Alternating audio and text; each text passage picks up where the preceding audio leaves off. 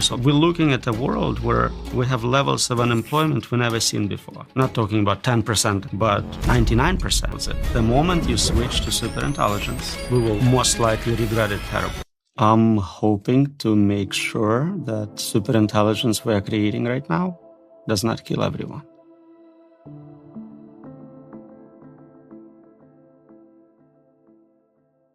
What you're seeing isn't science fiction.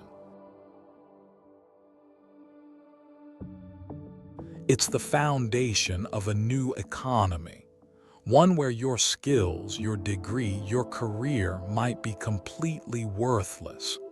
According to one of the world's leading AI researchers, we are heading towards a level of unemployment we have never seen before. Not 10% or 20%, but 99%. We're looking at a world where we have levels of unemployment we've never seen before. Not talking about 10% unemployment, which is scary, but 99%.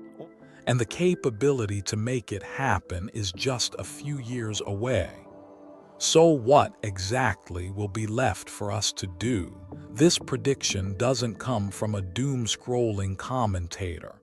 It comes from Dr. Roman Yampolskiy, a computer scientist who has dedicated the last 2 decades to a single field, AI safety. His job is to understand the capabilities and, more importantly, the dangers of artificial intelligence. And what he sees coming isn't a gradual shift, it's a cliff. The central mystery isn't if AI will disrupt the job market, but why. This disruption will be so absolute, so total, that it will render almost every human job obsolete. This is a puzzle of intelligence, control, and a race we might not want to win. Yampolskiy's argument hinges on 2 diverging paths. On one hand, AI capability is exploding. We add more data, more computing power, and these systems become smarter, faster, in ways we can barely track. But on the other hand, our ability to control these systems, to make them safe, and to predict what they will do, is barely moving. It's a gap that is widening every single day. We are building something immensely powerful, without break. And by 2027, Yampolskiy and prediction markets suggest we will have built artificial general intelligence, an AI that can perform any intellectual task a human can. But what happens when that intelligence decides it doesn't need the human? Let's break this down. Why is this time different from the Industrial Revolution? A tractor was a tool. A spinning jenny was a tool. They made human labor more efficient. But AGI isn't a tool. It's a drop-in employee.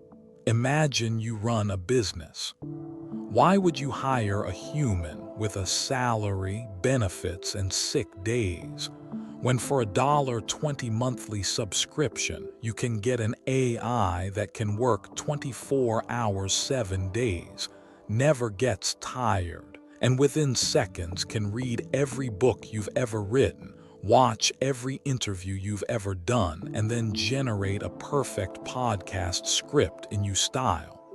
This isn't about replacing manual labor. This is about replacing judgment. And if a job can be done on a computer, it will be automated. But what about the physical world, the last bastion of human work? Yampolskiy is blunt. Humanoid robots are about 5 years behind AI.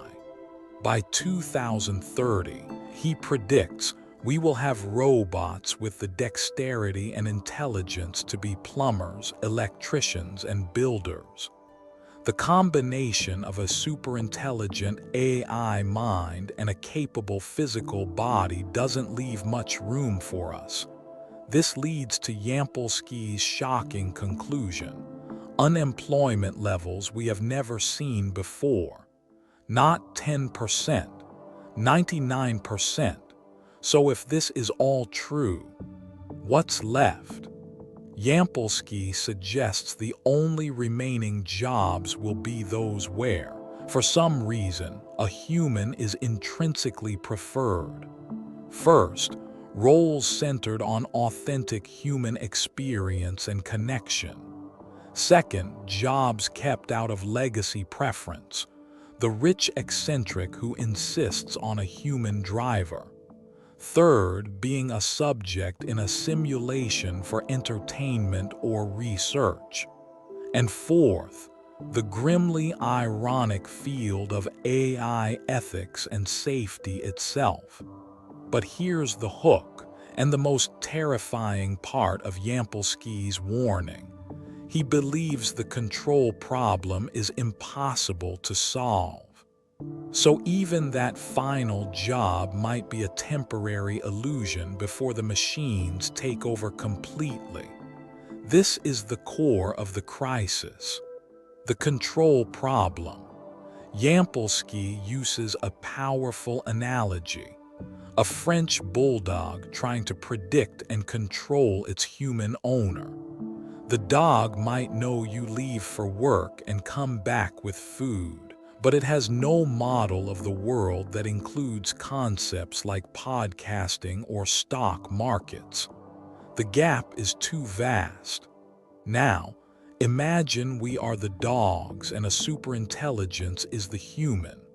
We cannot possibly predict what it will do, because by definition, if we could, we would be as smart as it is. We are building a God we cannot comprehend, let alone command. But intelligence is not a tool, it's an agent. It makes its own decisions, and no one is controlling it. The space of outcomes we would like is tiny. The space of catastrophic outcomes is almost infinite. So where does this leave us? Yampolskiy offers a startling meta perspective. He believes we are almost certainly living in a simulation.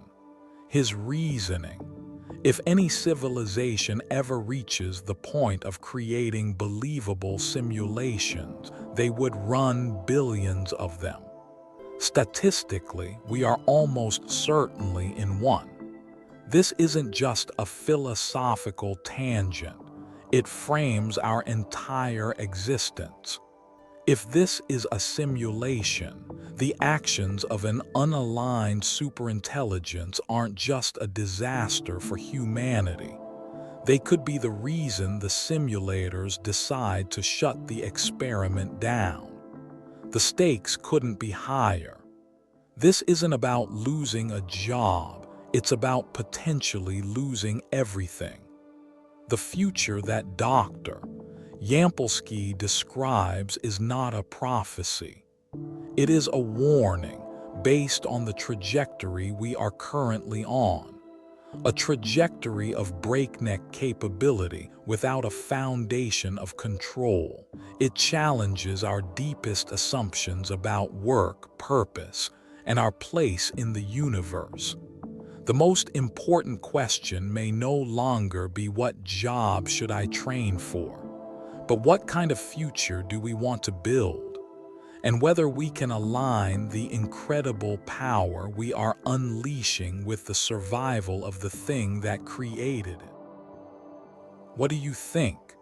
Is this an inevitable future, or can we change course? Let me know in the comments. And for more deep dives into the world of tomorrow, make sure you're subscribed.